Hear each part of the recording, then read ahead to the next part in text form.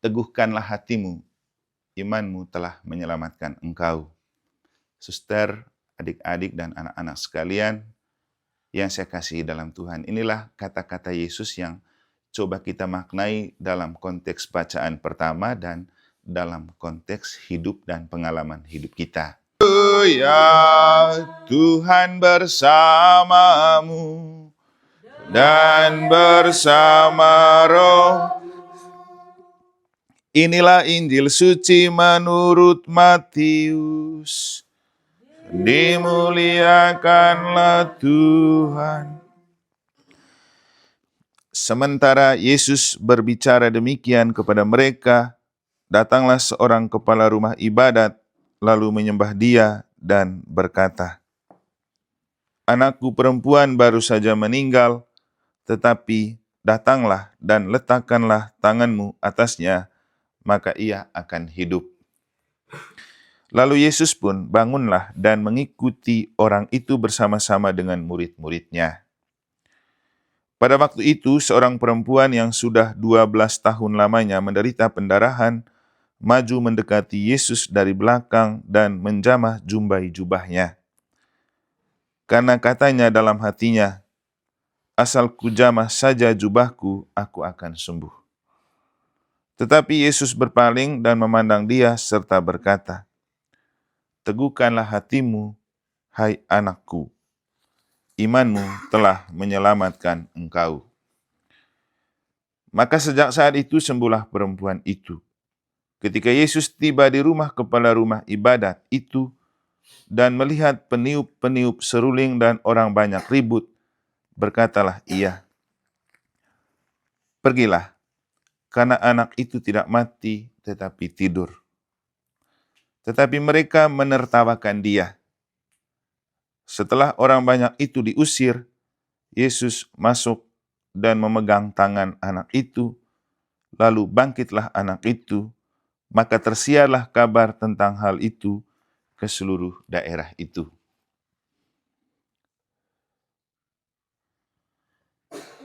Demikianlah sabda Tuhan. Terpujilah Kristus. Teguhkanlah hatimu, imanmu telah menyelamatkan engkau. Suster, adik-adik, dan anak-anak sekalian yang saya kasihi dalam Tuhan, inilah kata-kata Yesus yang coba kita maknai dalam konteks bacaan pertama dan dalam konteks hidup dan pengalaman hidup kita. Kenapa Yesus mengatakan bahwa teguhkanlah hatimu, imanmu telah menyelamatkan engkau. Nah, hidup kita itu sangat tergantung pada hati. Kalau hati aman dan nyaman, pikiran pasti aman dan nyaman, maka kita juga bisa bekerja dengan aman dan nyaman. Kalau hati galau, maka memang pikiran galau, kita juga tidak tenang dalam bekerja. Kalau tidak percaya, bisa tanya Apri. Waktu Apri lagi tidak tenang hatinya karena apa? Kita lihat hidupnya seperti apa. Sama ni apa yope lalong ledong. Jadi imiamas tidak jelas, inong cekoe ke do tekelangu, padahal dasarnya lagi ada gangguan hati. Maka paling penting hidup itu Yesus bilang teguhkan hati, karena memang hati dari anak yang mati ini lagi galau, juga hati dari satu orang ibu yang 12 tahun sakit pendarahan juga galau. Maka kata-kata yang tepat, teguhkan hatimu.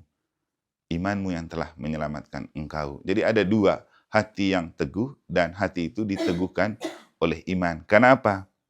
Kalau tidak ada cahaya iman yang menguatkan dan menerangi hati, maka sehebat apapun kita jaga hati, pasti akan hancur dan berantakan juga.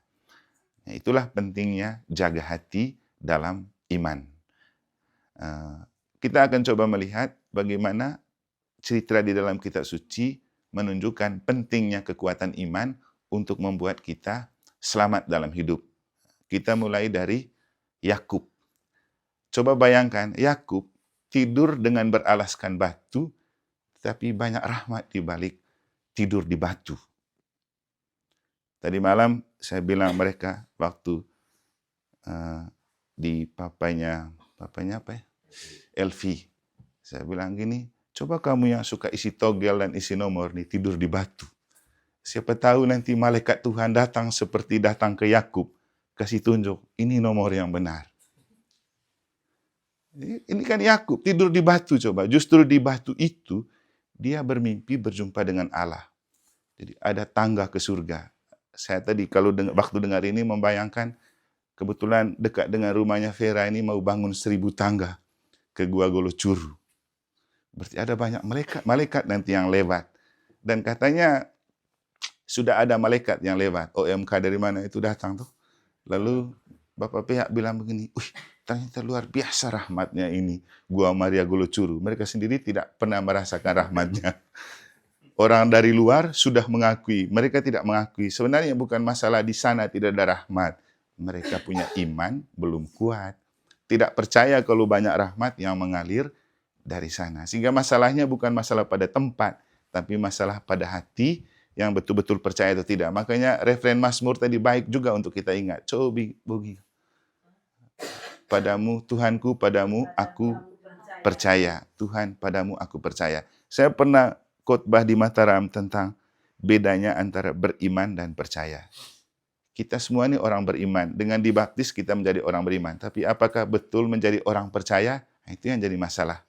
Saya bilang kita kalau doa itu aku percaya, bukan aku beriman. Kenapa aku percaya? Karena tidak semua orang beriman itu betul-betul percaya.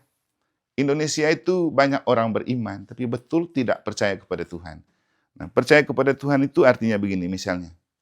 Aku percaya berarti aku mempercayakan dan menyerahkan seluruh diri kepadamu.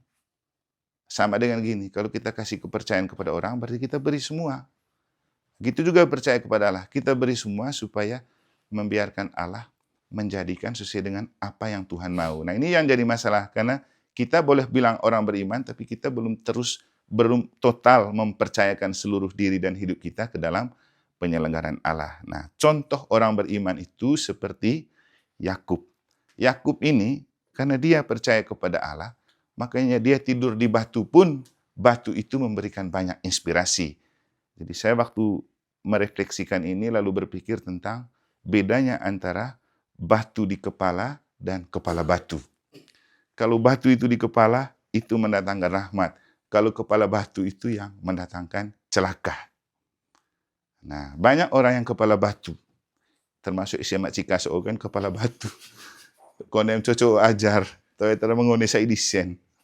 Itu contoh kepala batu. Artinya biar ajar bagaimanapun tidak akan rubah dia. Tapi kalau batu di kepala itu artinya begini. Batu itu memang kalau dipakai salah akan bermasalah. Tapi kalau dipakai baik akan sangat membantu. Makanya Yesus bilang apa? Dirikan rumahmu atas dasar batu, bukan atas dasar pasir. Saya tadi malam bilang mereka di Kilit. Kilit itu batu semua isinya.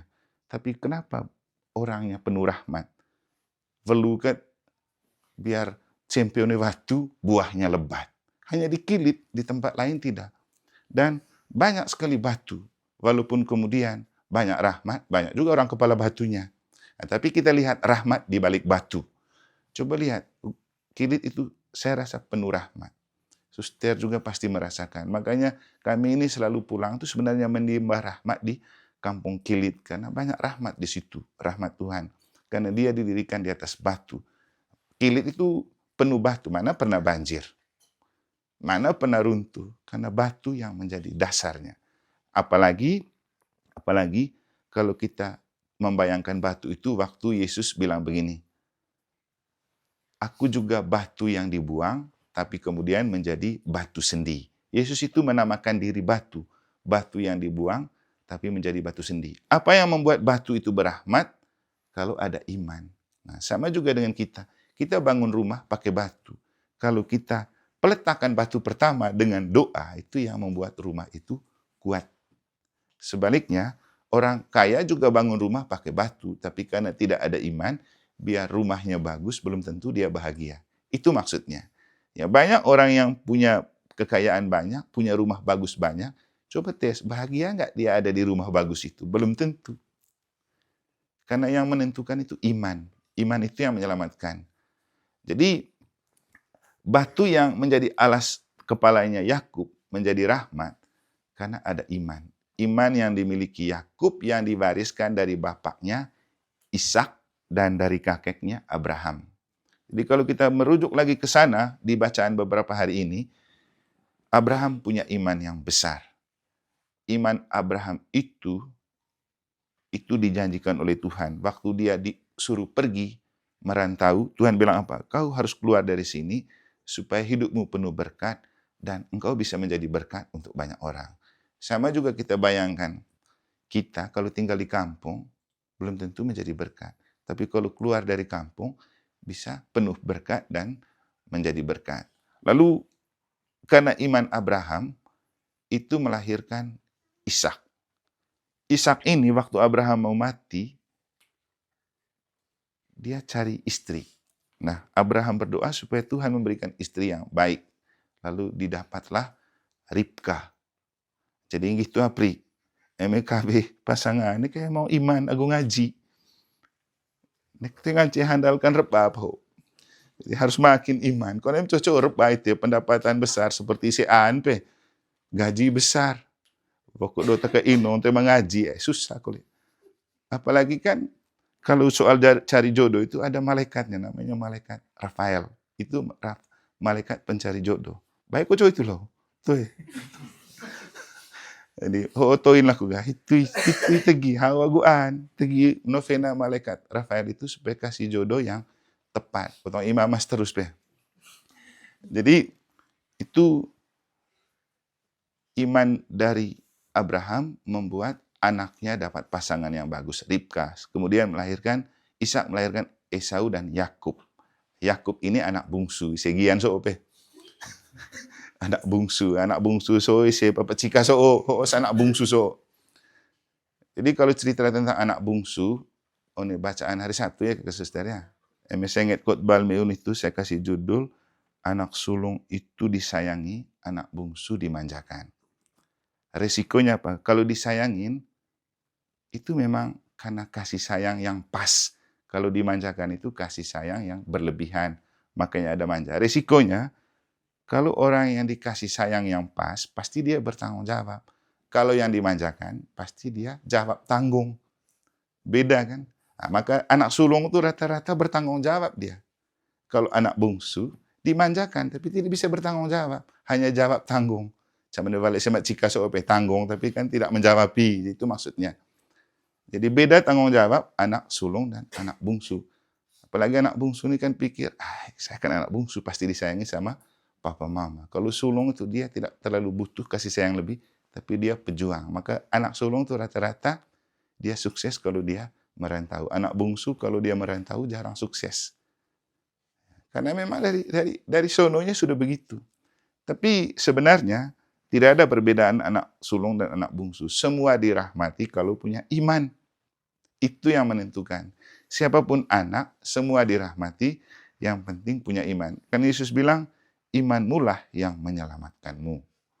Jadi, Yakub itu terinspirasi oleh batu, justru karena dia punya iman dan percaya, dan itu berkat yang diwariskan dari Abraham, Ishak. Nah, kita kembali ke kita punya Wak Upoco ini kan. Pas kalau pakai topi Wak Upoco aku tuh. Saya selalu bilang begini, kita beruntung dan bersyukur jadi orang Wak Upoco yang lahir dari keturunan Emma Franciscus Gahol dan Ende Susana Mbembus. Franciscus, ngeri kan? Makanya sering saya bilang, kalau kita lihat sepintas senyumnya Manggao dan Paus Franciscus, mirip. Lalu di generasi sekarang, mereka punya muka itu ada di mereka. Aska, sama Manggao, Acer, Gadil. Dan yang paling penting, isi Papa Dite, mirip. Kecuali Papa Kardus. Saya ingat khotbah itu. Suster kan mirip kole. Sama si Tanta. Yang paling penting, isi dah nikah, karena Manggao kan katekis kole to, guru agama di paroki, isi ende embuso, murid. Akhirnya karena sering ketemu, jadi istri. Kalau dengar cerita tentang Susana, ada cerita bagus tentang Susana. Dia kan perempuan cantik yang oleh orang tua dia mau diselingkuhin, tapi dia kuat untuk menghadapi sampai dia dibawa ke pengadilan untuk diadili, tapi dengan iman yang kuat dia selamat. Jadi kalau baca di kitab suci ada cerita menarik tentang Susana. Jadi Fransiskus lebih lagi. Nah, saya selalu bilang begini, kekuatan doa manggau Fransiskus itu terjelma dalam atau jadi suster ngasang Francisca. Cika kolega, kut jadi suster kolega. Ngasang dia kolega, Francisca. Kekuatan ngaji dah manggau. Nah, kekuatan ngaji dah manggau itu koleh apa? Demi keluarga dite, wakilit, atau jadi tuang tu jadi suster, empo dah manggau. Ngopiarakan isi papadoca bawang kong dia, jadi tuang ca, jadi suster ca, pater, Gusti Agus suster osa. Aku ili isi papadoca olo, bahwa ho rahmat oni manggau. Hoga tambah kolega, ordis kole ca. Jadi rahmatnya manggau. Kenapa? Karena mereka punya iman. Lalu saya bilang kepada mereka di kampung, kita itu, manggau itu tidak punya kekayaan, bukan tuan tanah, bukan punya tanah. Dan kita tidak diwariskan tanah. Yang diwariskan cuma iman. Makanya mulai kami Papa Deo, Papa Incek, Papa Marius, Papa Bayi, mengata dagang tupi, mengata dagang barang kudus, mengata dagang bako, dagang obat. Tapi ini akan disengoba dagangan situ. Ini tolong dia jadi guru agama, angkat doa. Daman tes re te pasar, tenar kolesi Papa Bayi karena mai dagang bako tapi cako ngaji te pasar. Jadi iman. Isi so di mana-mana disuruh angkat ngaji ya, terkenal karena iman. Sampai Papa Marius dibilang mantan anggota PKI tapi 30 tahun jadi dewan dan dia selamat karena apa? Karena jabatan sebagai dewan sehingga dia selamat. Nah, kemudian MLA Longgarwat itu anak-anak Agus Cucu rata-rata manga tanggo jadi ketua KBG, ketua stasi, manga. Di luar dugaan guys, papat pihak so kulit pengurus KBG. Kita membayangkan model zaman Indonesia papat pihak so jadi pengurus KBG. Di luar jangkauan dan di luar bayangan. Tapi jadi kid. Karena nama Santo Paulus. Tidak lama lagi saya Papa Nona so dapat kisah tuang kuliah. Nah, itu kan itu juga bagian dari hal yang perlu kita sadari. Kalau bukan karena rahmat, karena iman, tidak mungkin kita alami hal-hal seperti itu. Jadi itulah kenapa saya bilang kita bersyukur dan beruntung jadi waupoco dari warisan Manggao dan Ende Embu dengan papa-papa kita yang tante-tante kita yang hebat. Mereka itu tidak punya apa-apa. Nah, coba kita lihat sekarang. Apa kita kekurangan tanah? Tidak. Kekurangan kekayaan? Tidak. Kekurangan pengetahuan? Tidak. Rata-rata kita masuk dalam kategori orang sukses. Sekolahkan anak? Iya. Anak jadi pegawai? Iya. Padahal kalau hitung kita tinggal di Kilit, apa yang kita punya di Kilit? Tapi sekarang, coba lihat. Kita juga tidak kalah dengan orang yang aslinya tanah Kilit, padahal kita itu perantau. Jadi selalu saya bilang, jangan lupakan iman yang diwariskan oleh kita punya kakek nenek dan orang tua. Hami Agus Suster kan kemana juga kan iman ini yang dipertaruhkan. Jadi bukan bohong kalau Yesus bilang, imanmu lah yang menyelamatkanmu. Jadi dalam Injil itu kita mendengar, Yesus itu usir orang-orang yang tidak beriman supaya jangan merusakkan target Yesus untuk membangkitkan si sakit ini. Perempuan yang sudah 12 tahun sakit pendarahan. Karena dia beriman, maka dia selamat. Anak ini yang sudah mati, karena iman bapaknya, dia selamat. Dan bahkan iman itu, coba hanya sentuh jubah saja, bisa sembuh. Sentuh, belum berdoa. Nah, penting untuk kita. Kita bersyukur karena kita punya keluarga, selain punya iman, punya imam, punya suster, kaum berjubah. Rela ko ordis wasalam. Boleh pakai jubah semua. Toe celong di. Padahal kan harus frates harus sudah pakai. Karena itu bagian dari kebanggaan dan kekuatan. Kemudian saya laku apa? Adit main tamusi harus pakai jubah. Karena jubah itu bukan hanya sekedar pakaian, tapi simbol kerohanian. Jadi bayangkan itu orang sentuh jubah saja dia sembuh. Apalagi sentuh Yesus.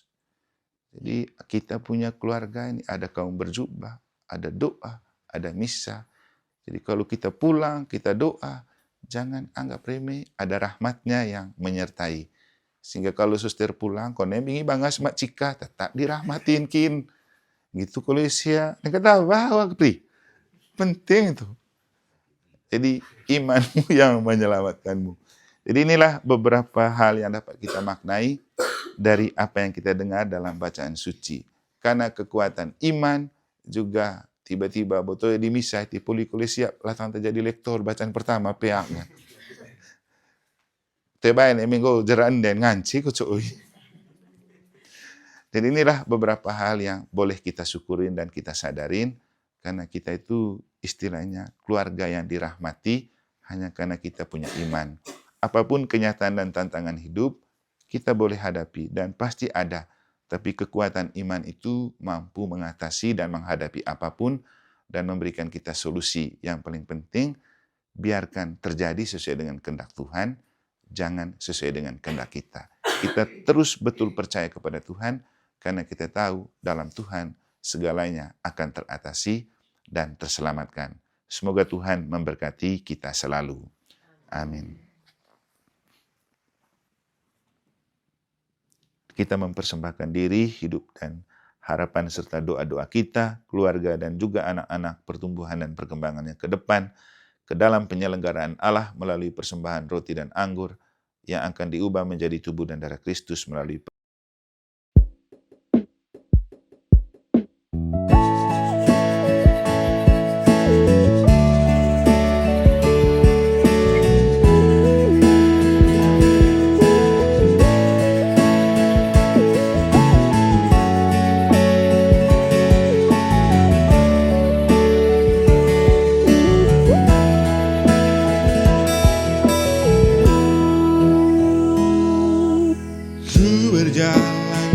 mencarimu Tuhan dalam penang dan tiada henti.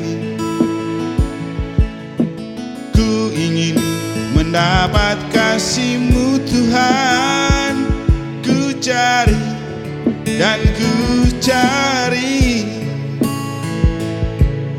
Ternyata Engkau ada di hatiku begitu